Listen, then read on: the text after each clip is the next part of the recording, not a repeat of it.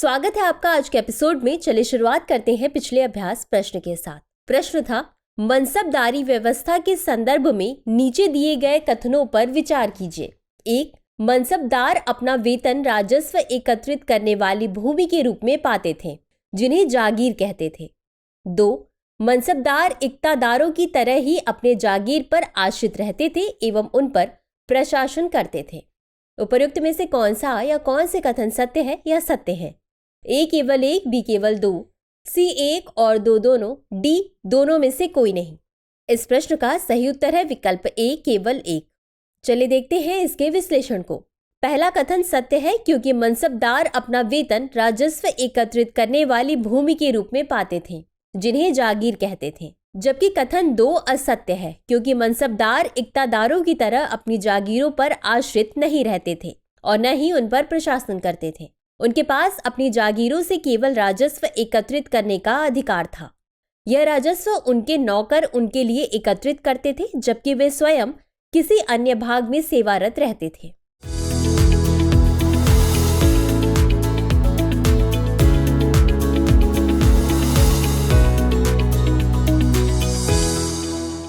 तो चलिए शुरुआत करते हैं आज के एपिसोड की पहले प्रश्न के साथ।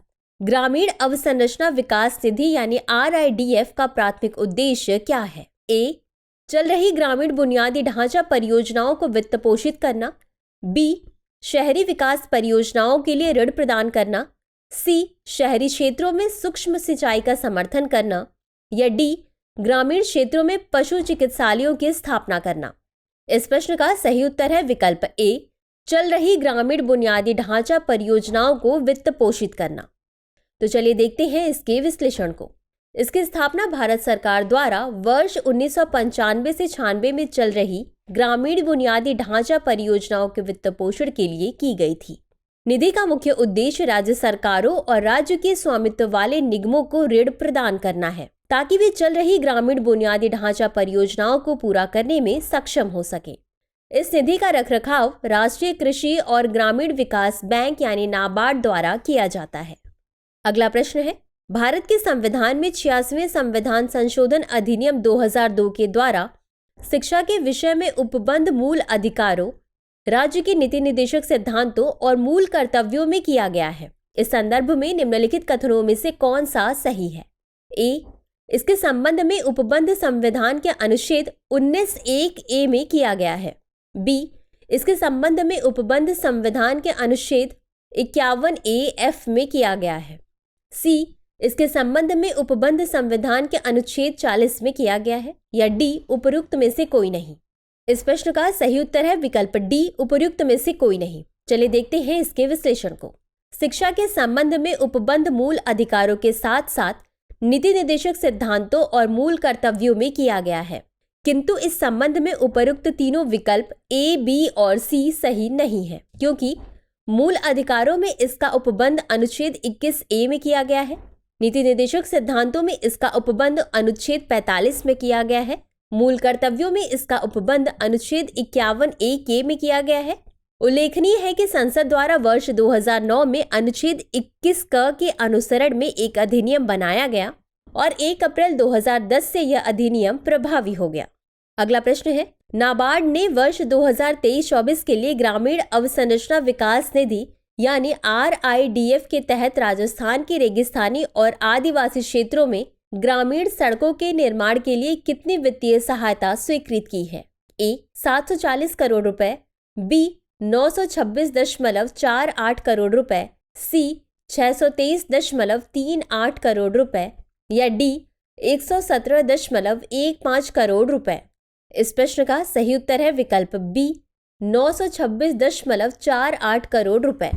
चलिए देखते हैं इसके विश्लेषण को। वर्ष 2023-24 के लिए ग्रामीण बुनियादी ढांचा विकास निधि यानी RIDF के तहत राष्ट्रीय कृषि और ग्रामीण विकास बैंक नाबार्ड ने राजस्थान सरकार को 1974.07 करोड़ रुपए की स्वीकृति प्रदान की। राज्य के रेगिस्तानी और आदिवासी क्षेत्रों में 676 ग्रामीण सड़कों के निर्माण के लिए 926.48 करोड़ रुपए स्वीकृत किए गए। चलिए अब जानते हैं राष्ट्रीय कृषि और ग्रामीण विकास बैंक यानी नाबार्ड के बारे में। नाबार्ड एक विकास बैंक है जो प्राथमिक तौर पर देश के ग्रामीण क्षेत्रों पर ध्यान केंद्रित करता है। यह कृषि एवं ग्रामीण विकास हेतु वित्त प्रदान करने के लिए शीर्ष बैंकिंग संस्थान है। इसका मुख्यालय देश की वित्तीय राजधानी मुंबई में अवस्थित है। कृषि के अतिरिक्त यह छोटे उद्योगों, कुटीर उद्योगों एवं ग्रामीण परियोजनाओं के विकास के लिए उत्तरदायी है। यह एक सांविधिक निकाय है जिसकी स्थापना वर्ष 1982 में राष्ट्रीय कृषि और ग्रामीण विकास बैंक अधिनियम 1981 के तहत की गई थी।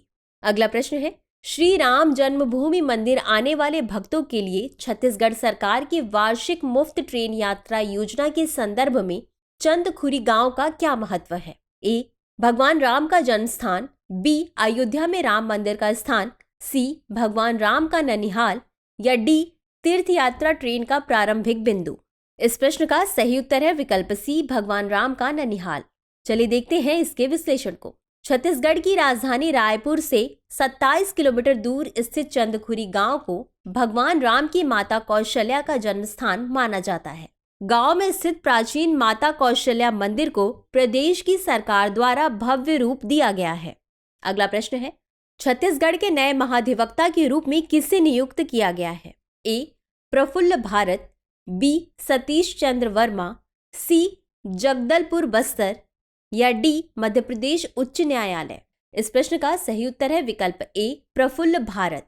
चलिए देखते हैं इसके विश्लेषण को।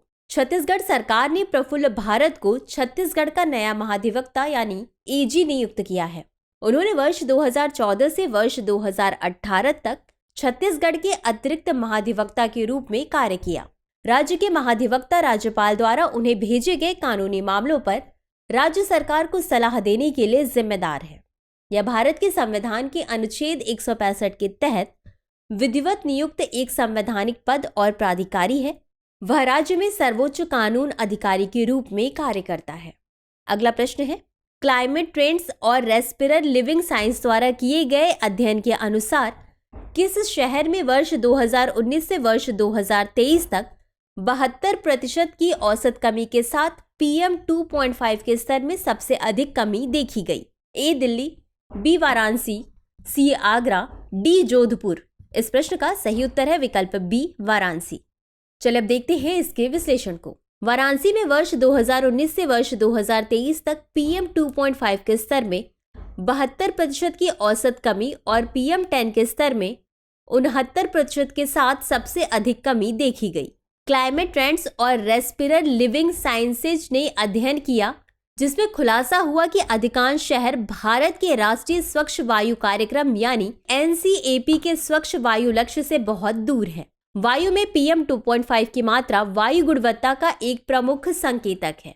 PM का अर्थ पार्टिकुलेटेड मैटर है और 2.5 का अर्थ पार्टिकुलेट मैटर के आकार से है।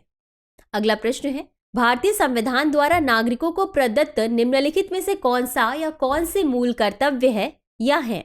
एक, मिश्रित संस्कृति की समृद्ध विरासत की रक्षा, 2, सामाजिक अन्याय से कमजोर वर्गों की रक्षा, 3, वैज्ञानिक मनोदशा और खोज की भावना का विकास, 4, वैयक्तिक और सामूहिक कार्यकलापों के सभी क्षेत्रों में उत्कृष्टता के लिए प्रयत्न। दिए गए कूटों का प्रयोग कर सही उत्तर चुनिए। ए, केवल 1 और 2, बी, केवल 2, सी, केवल 1, 3 और 4, डी, 1, 2, 3 और 4। इस प्रश्न का सही उत्तर है विकल्प सी, केवल 1, 3 और 4।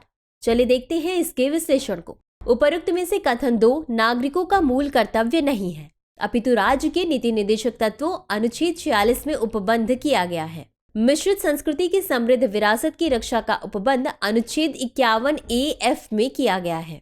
वैज्ञानिक मनोदशा और खोज की भावना का विकास का उपबंध अनुच्छेद 51A(H) में किया गया है। वैयक्तिक और सामूहिक कार्यकलापों के सभी क्षेत्रों में उत्कृष्टता के लिए प्रयत्न का उपबंध अनुच्छेद 51A(J) में किया गया है।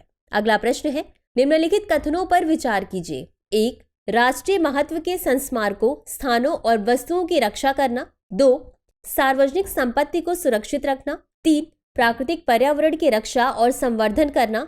4, देश की रक्षा करना। उपरोक्त में से कौन सा या कौन से मूल कर्तव्यों में शामिल नहीं है या नहीं है? ए, केवल 1, बी, केवल 2, सी, केवल 1 और 4, डी, केवल 2 और 3। इस प्रश्न का सही उत्तर है विकल्प ए, केवल 1। चलिए देखते हैं इसके विश्लेषण को।